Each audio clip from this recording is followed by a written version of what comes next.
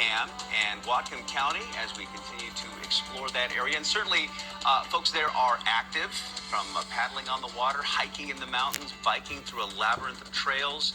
There are public parks throughout the city, but one area has been neglected for years. John Hopperstad joining us live with more on that neighborhood where things are really changing, John.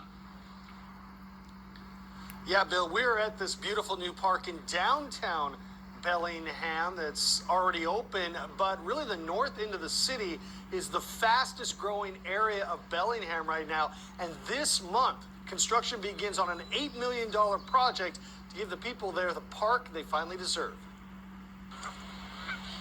For now, it still belongs to the geese, but soon people will converge on this 25 acres of rolling hills where the new Cordata Park will be built. That is going to include a bicycle pump track, a water spray park, a children's playground, adult exercise equipment, a picnic shelter. The director of Bellingham Park says her goal is to have a park or trail within a 10-minute walk of where anybody lives in Bellingham. But that hasn't been the case in this area. Over time, the area has changed. There's a lot of families that live here now.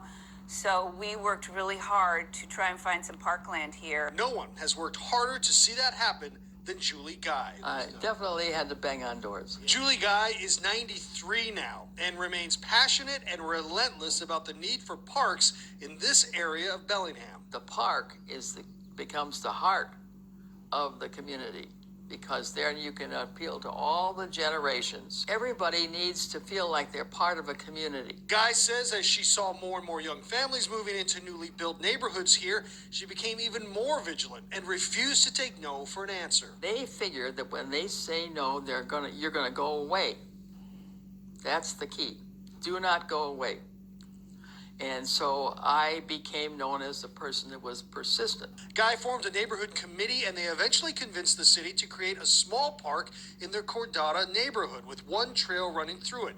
In honor of Guy's persistence, the city is now renaming the park after her.